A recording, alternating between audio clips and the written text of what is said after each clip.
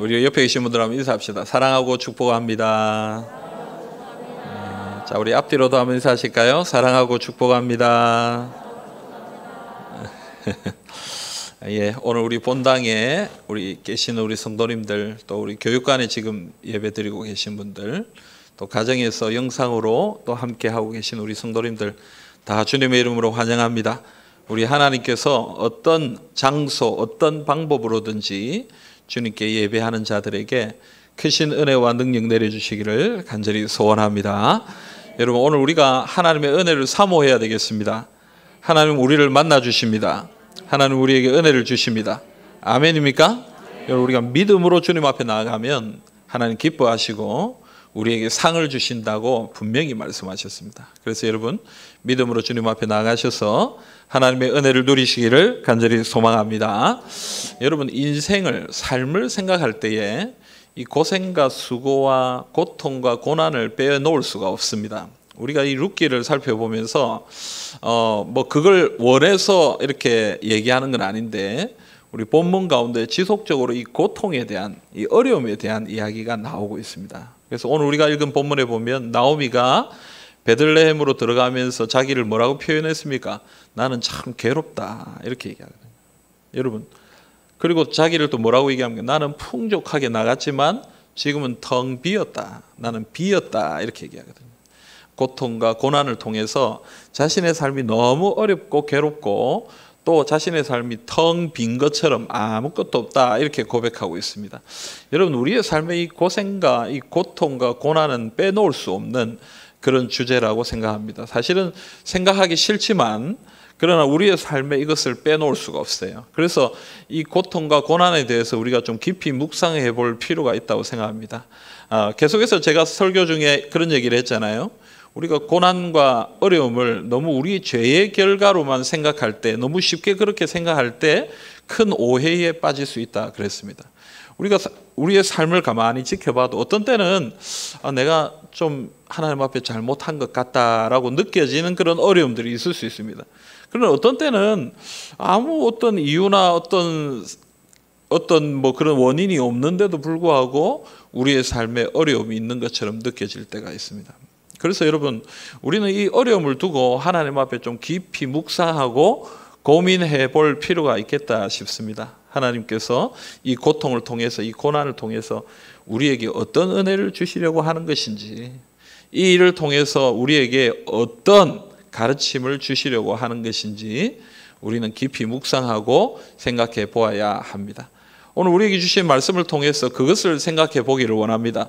텅 빈 영혼 같은 나오미에게 하나님께서 어떤 은혜를 주셨는가, 하나님께서 어떤 사랑을 베푸셨는가, 이것을 함께 생각해 보기를 원합니다. 나오미와 룻은 모압 지방에서 출발해서 드디어 베들레헴에 도착했습니다. 베들레헴에 도착하니까 많은 사람들이 그들을 반겼습니다. 19절 말씀 우리 같이 한번 읽을까요? 19절입니다. 이에 그 두 사람이 베들레헴까지 갔더라. 베들레헴에 이를 때에 온 성읍이 그들로 말미암아 떠들며 이르기를 이가 나오미냐 하는지라. 아멘. 여러분, 나오미가 베들레헴으로 들어가니까 베들레헴 사람들이 나오미를 보고 떠들었다, 이렇게 얘기합니다. 오늘 여기서 이 떠들었다라는 단어는 테호미라는 히브리어인데요, 이 단어가 가진 그냥 원래의 의미는 어떤 것이냐면 흥분해서 메아리친다, 흥분해서 소리친다, 뭐 이런 뜻이에요. 그러니까 사람들이 나오미를 보고 막 그냥 이야기하는 거예요. 오랜만에 10여 년 정도의 시간이 지난 후에 갑자기 사람이 나타났으니까 들어오는 나오미를 보고 사람들이 이렇게 흥분을 해서 이야기하는데, 이 단어는 나쁜 의미는 아니에요. 반갑게, 10년 만에 만난 사람을 반갑게 기쁨으로 맞이하는 것이다, 이렇게 볼 수가 있습니다. 그런데 그들이 뭐라고 물어봅니까? 이가 나오미냐, 이렇게 물어봐요. 10년 만에 만났으니까. 10년 만에 만났으니까 사실은 맞나 안 맞나 하는 그런 마음으로 물어보는 질문일 수도 있고요. 또 한편으로는 모압 땅에서 이 나오미가 너무 고생을 하고 어려움을 당했기 때문에 그 전에 알았던 나오미의 모습과 좀 달랐지 않겠나. 그래서 이 나오미가 맞나? 하는 그런 마음으로 질문하는 그런 질문이라고도 볼 수가 있겠습니다. 어쨌든 사람들이 이 나오미를 반기고 나오미를 향하여 반응할 때에 나오미가 사람들에게 뭐라고 얘기합니까? 자기에 대해서 말합니다. 2절에 아주 요약해서 얘기하는데요. 20절, 21절 우리 같이 한번 읽어봅시다. 나오미가 그들에게 이르되 나를 나오미라 부르지 말고 나를 마라라 부르라. 이는 전능자가 나를 심히 괴롭게 하셨음이니라. 내가 풍족하게 나갔더니 여호와께서 내게 비어 돌아오게 하셨느니라. 여호와께서 나를 징벌하셨고 전능자가 나를 괴롭게 하셨거늘 너희가 어찌 나를 나오미라 부르느냐 하니라. 아멘. 여러분, 이것은 나오미의 말입니다. 자기 자신을 이때까지 10여 년의 삶을 요약하는 자기의 말이죠. 뭐라고 얘기합니까? 간단하게 얘기하면 뭐라고 얘기할 수 있습니까? 하나님께서 나를 징벌하셨다. 하나님이 나를 징계하셔서 나는 지금 몹시 괴롭다. 그리고 내가 이 베들레헴을 떠날 때는 풍족하게 많이 가지고 나갔지만 남편도 있고 아들도 있고 그렇게 풍족한 삶으로 모압으로 갔지만 지금은 남편도 죽고 아들도 죽고 며느리 중에 한 사람도 떠나고 며느리 한 사람만 데리고 아무것도 없이 텅 빈 상황 가운데 여기에 왔다. 이렇게 고백하고 있습니다. 그래서 더 이상 나를 나오미라고 부르지 마라. 왜요? 나오미는 희락과 기쁨이란 뜻이니까 나는 지금 희락과 기쁨이란 뜻과는 어울리지 않는 사람이다. 그러니까 나를 뭐라고 부르라고 얘기합니까? 마라라 불러라. 이 마라는 우리 잘 알죠. 출애굽기에 나왔던 단어죠. 쓴맛, 물이 써서 여기를 마라라 그랬잖아요. 인생의 쓴맛을 얘기하는 거예요. 괴로움. 나는 괴롭다. 나를 마라라고 불러라. 여러분, 이 나오미의 모습을 볼 때 오늘 우리의 모습을 보는 것 같습니다. 인생의 즐거움과 기쁨도 많죠. 그러나 돌이켜 볼 때 기쁨과 즐거움보다는 뭐가 많이 생각납니까? 슬픔과 고생과 고난과 어려움들, 눈물을 흘렸던 때가 더 많이 기억나는 것을 알게 됩니다. 여러분, 우리 인생은 마치 나오미와 같이 괴로운 사람들이고 또 텅 빈 영혼 같은 사람들이다라는 것을 오늘 말씀이 얘기해 주는 거죠. 그래서 오늘 지금 나오미가 자기의 삶을 이야기하는데 이 삶을 이야기하는 말은 그냥 말이지만 어떻게 보면 시라고 얘기할 수도 있고 또 다르게 얘기하면 노래라고 말할 수도 있습니다. 그래서 성경에는 이런 형식의 노래를 뭐라고 부르냐면 애가라고 불러요. 애가. 애가가 무슨 뜻입니까? 자신의 슬픔을 노래로 부르는 것을 애가다 이렇게 얘기합니다.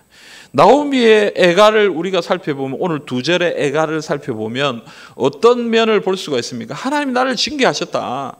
그래서 하나님이 나를 징계하셔서 나는 지금 너무 괴롭고 나의 모든 것이 사라졌다. 그래서 마치 하나님을 원망하고 하나님을 탓하고 하나님께 뭐를 화를 내는 것처럼 그렇게 보입니다. 그러나 사실 이 나오미의 애가를 가만히 살펴보면 그런 의미보다는 좀 더 큰 의미가 있는데 그 의미가 뭐냐면 나를 징계하셔서 나를 텅 비게 만드신 하나님, 그러나 이렇게 텅 빈 나의 영혼을 채우실 분 또 누구냐?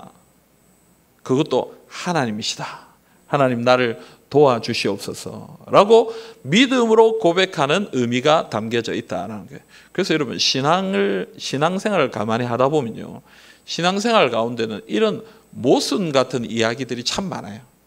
하나님이 우리에게 징계를 내릴 때가 있잖아요. 때로는 그게 이 징계를 받으면 하나님 나를 미워하나? 하나님 나를 싫어하시나? 나를 완전히 없애버리려고 하시나? 이런 생각이 드는데요. 그런 징계를 통해서 어떤 일이 일어납니까? 하나님의 은혜를 경험하게 돼요. 좀 모순 같은 이야기죠. 지금 나오미의 모든 것을 하나님이 뺏어갔다라고 나오미는 얘기해요. 그러면서 또 뭐라고 얘기합니까? 다 텅 비어버린 나의 영혼을 채우실 분은 하나님이십니다 라고 그렇게 고백하는 거예요. 여러분, 신앙은 이 세상의 원리와 원칙과는 좀 다른 거예요. 세상의 이야기들과는 좀 다른 것이 신앙이다라고 얘기합니다. 여러분, 그래서 이 나오미의 애가는 어떤 면에서는 하나님을 신뢰하면서 부르짖는 기도요, 노래다라고 얘기할 수 있습니다. 미국의 구약학자인 제임스 메이슨이라는 사람이 이 부분에 대해서 뭐라고 얘기했냐면 이렇게 얘기했어요. 탄식과 찬양은 둘이 아니라 하나다. 우리는 기쁠 때만 찬양하는 것이 아니라 고통스러울 때에도 하나님께 부르짖을 수 있다. 우리는 선택된 백성으로서 늘 찬양만 하도록 부름을 받은 것이 아니다. 왜냐하면 인간은 땅을 디디고 사는 연약한 존재이기 때문이다. 따라서 고통의 부르짖음과 찬양은 서로 다른 것이 아니다. 탄식하는 모습과 찬양하는 모습은 믿음의 백성인 우리의 참 모습이다. 여러분, 찬양은 기쁠 때만 하는 것이 아니다라고 얘기하는 거예요. 찬양은 고통 중에도 하나님 앞에 드릴 수 있다는 거예요. 탄식과 찬양은 같은 것이다. 우리 안에 그 두 가지가 함께 있다는 거예요. 기쁠 때는 하나님 찬송하는 거예요. 그러나 슬프고 힘들 때도 하나님을 찬송하는 거예요. 나의 슬픔을 그대로 고백하면서 하나님 나를 인도해 주십시오라고 하나님 앞에 노래를 올려드릴 수 있다라는 것입니다.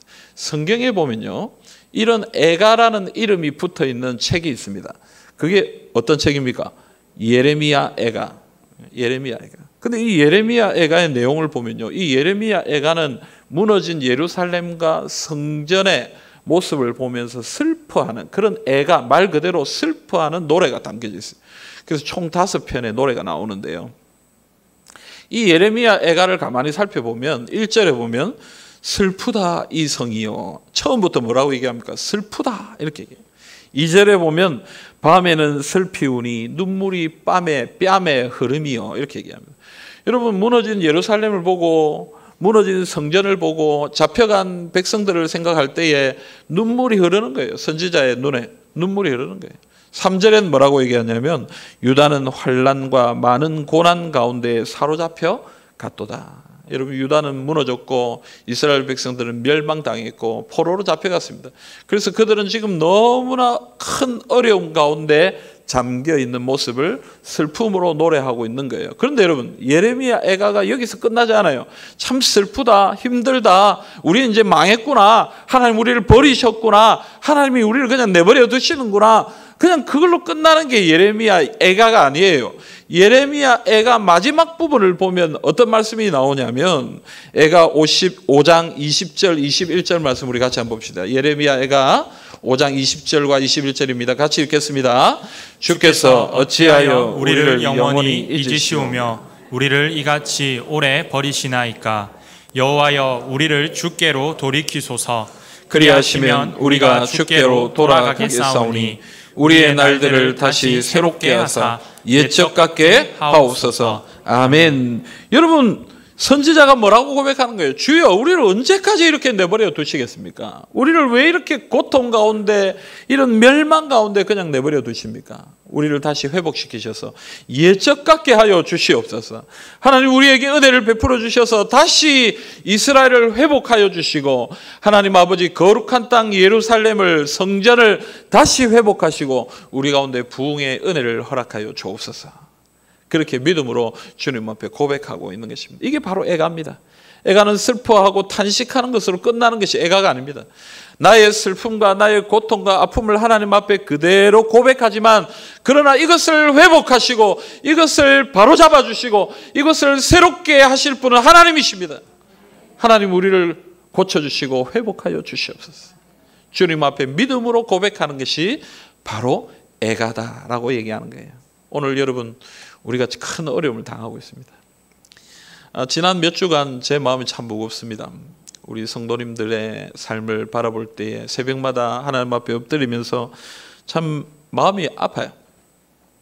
장례도 있고요, 아프신 분들도 많아요.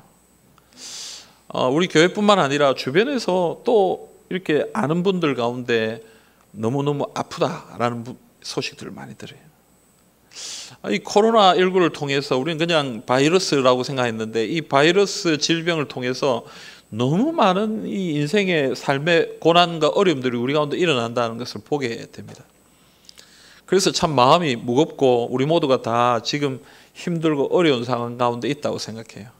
그러나 여러분, 우리가 고통 중에 있지만, 고난 가운데 있지만 하나님을 찬양할 수 있기를 간절히 소망합니다. 우리의 고통을 하나님 앞에 그대로 올려드립시다. 하나님, 우리 참 어렵습니다. 힘듭니다. 우리가 참 어려움 가운데, 고난 가운데 있습니다. 그러나 이것을 회복시켜 주실 분이 바로 하나님이신 줄 믿습니다. 하나님, 우리를 새롭게 하실 줄 믿습니다. 하나님, 우리를 인도하여 주시옵소서.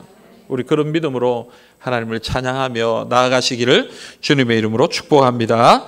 두 번째로 여러분, 오늘 나오미는 자신이 풍족하게 나갔지만 비어 돌아오게 되었다, 이렇게 말합니다. 자신은 너무나 텅 빈 영혼이다, 나는 아무것도 없다라고 그렇게 얘기하는 거죠. 근데 여러분, 오늘 이 나오미의 모습을 볼 때 한 가지 생각하게 되는 게 있어요. 그게 뭐냐면요, 우리가 고통 가운데, 어려움 가운데 있게 될 때에 사람의 시야가 좁아진다라는 것을 알게 됩니다.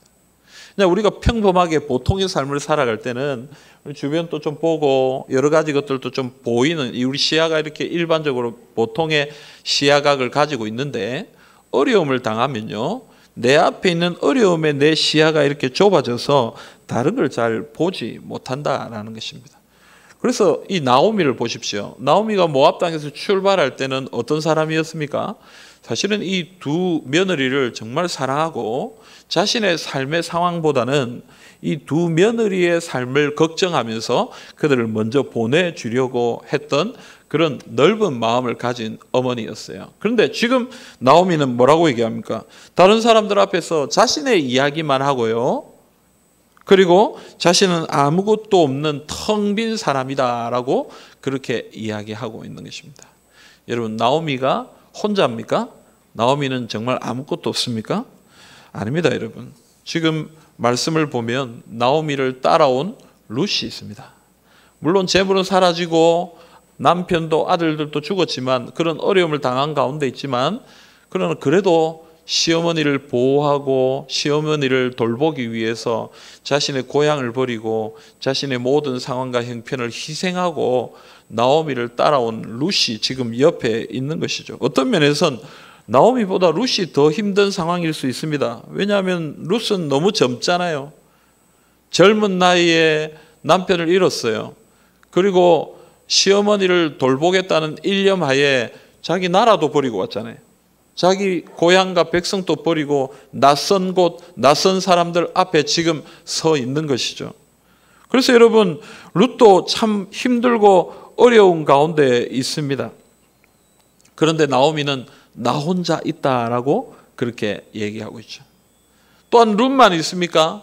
룻만 있는 것이 아닙니다. 하나님이 나오미와 함께 하십니다. 물론 하나님이 직접적으로 나오미에게 말씀하시고 그렇게 하시지는 않지만, 그러나 하나님은 묵묵히 지금 나오미를 지키고 계시고요, 나오미를 인도하고 계신다, 오늘 말씀을 통해 알게 됩니다. 여러분, 탐 크라우터라는 목사님 계신데요, 이 목사님이 쓰신 책 중에 고난 중에 하나님을 예배하는 9가지 방법이라는 책이 있습니다. 여러분, 고난이 오면 우리가 하나님을 예배하기 어렵죠.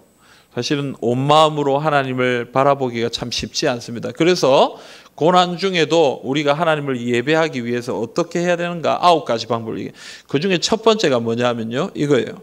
당신의 상황과 상관없이 하나님은 당신을 사랑하심을 기억하라. 아멘입니까? 여러분, 우리는 자꾸 상황을 봐요.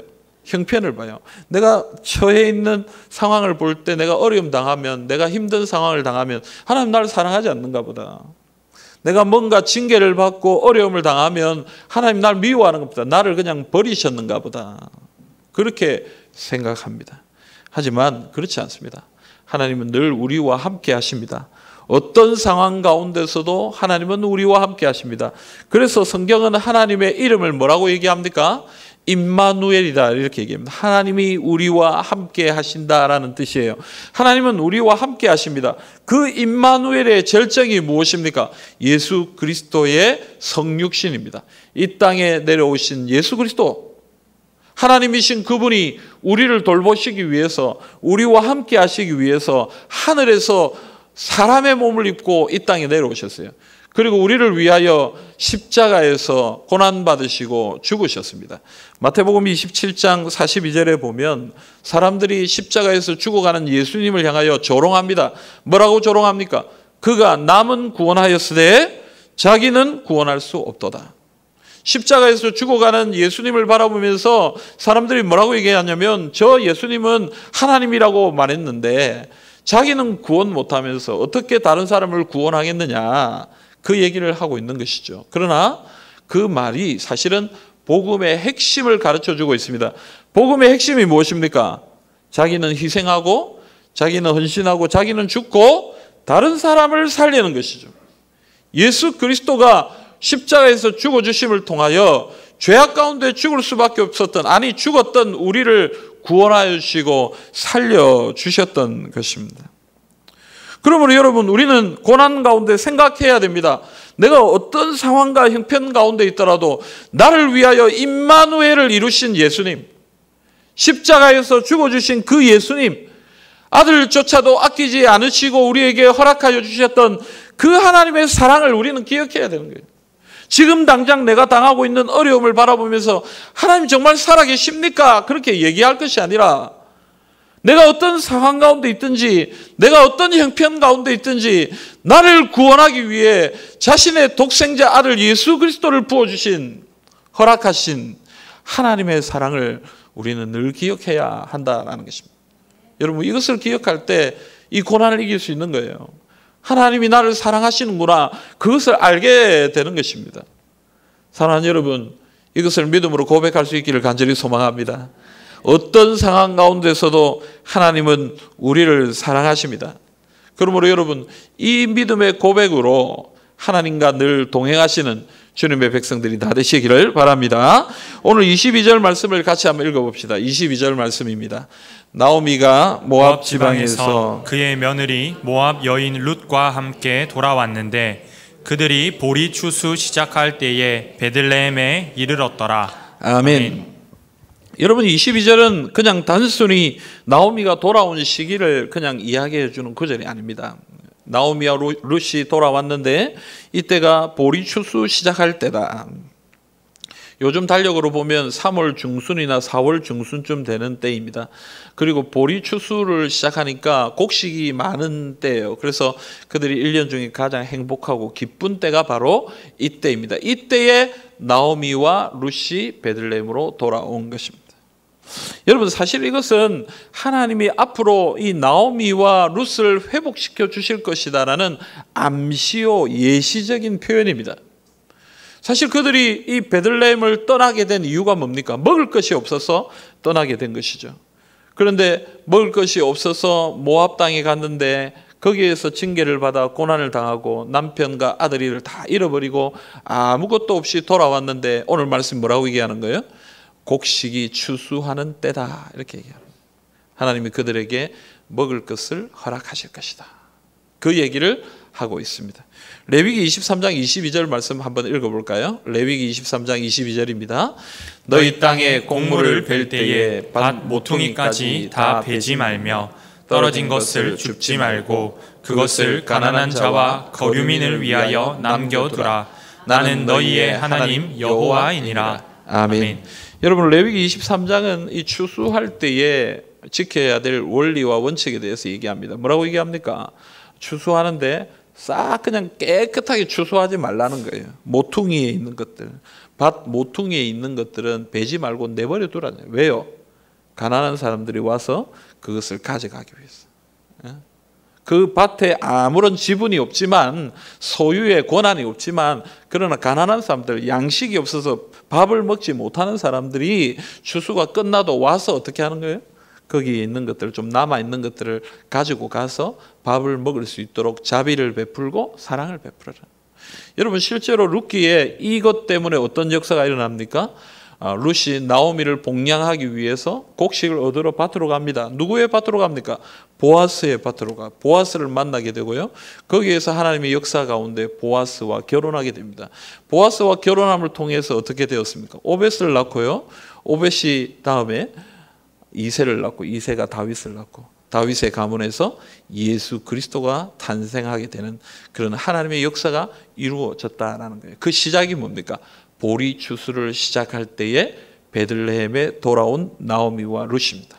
하나님의 인도하심 가운데, 하나님의 때에, 하나님의 방법으로 하나님의 회복의 역사가 이루어지고 있습니다. 사랑하는 여러분, 나오미의 고백처럼 하나님은 자신을 징계하셔서 자신을 괴롭히시는 분이었지만 그 고통을 통해 회개하고 주님께 돌아올 때 하나님이 그 텅 빈 영혼 같은 나오미를 채우시고 회복하시는 거예요. 욥기를 보면요, 욥이 당한 고난은 참 억울한, 어떤 면에서 좀 억울한 면이 없지 않아 있는 고난이잖아요. 이유가 뭐예요? 알 수 없는 고난이에요.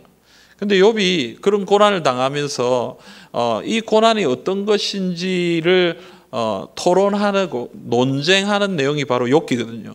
그 토론과 논쟁 가운데 어떤 고백을 하냐면 욥기 23장 10절입니다. 우리 같이 한번 읽어보겠습니다. 그러나 내가 가는 길을 그가 아시나니 그가 나를 단련하신 후에는 내가 순금같이 되어 나오리라. 아멘. 여러분, 욥이 고백하는 건 뭐냐면 내가 가는 길을 난 알지 못한다라는 거예요. 지금 당하는 고난이 뭐 때문에 온 것인지, 이 고난 때문에 우리가 어떻게 될 것인지 알지 못하는 거예요. 하지만 욥에게는 한 가지 믿음이 있어요. 어떤 믿음이 있습니까? 이 고난을 통해서 하나님이 나를 정금같이 하실 것이다. 내가 지금 어떤 이유 때문에 이런 일을 당하는지, 또 내가 어떤 고난을 받고 있고 또 앞으로 어떻게 될 것인지 그건 나는 알 수 없지만, 그런 한 가지 믿음이 있는데 그 믿음이 뭐냐면 살아계신 하나님을 믿는 믿음이 있다. 이 어려움을 이기고 견뎌 나갈 때에 하나님이 나를 정금같이 하실 것이다. 하나님의 일꾼으로 세워 가실 것이다. 그 믿음으로 주님 앞에 나아가고 있다라는 것입니다. 오늘 사랑하는 성도 여러분, 우리에게 이 믿음이 있기를 간절히 소망합니다. 우리 삶에 어떤 어려움이 있는지, 또 앞으로 어떤 일들이 있을지 우리는 알지 못합니다. 우리는 당장 30분 뒤에도 어떤 일이 일어나는지 알 수 없는 그런 연약한 존재들입니다. 하지만 한 가지 확실한 믿음을 붙들기를 원합니다. 그게 무엇입니까? 하나님은 살아계시고 우리를 보호하시고 우리를 인도하시고 이 어려움을 통해서 우리를 새롭게 하실 것입니다. 우리 이걸 믿어야 돼요. 그래서 지금은 우리가 힘들고 어려워도 하나님이 이 어려움의 긴 터널을 지나서 언젠가 하나님 우리에게 은혜를 주실 때에 하나님 우리를 새롭게 하실 것이다. 우리 이걸 믿어야 돼요.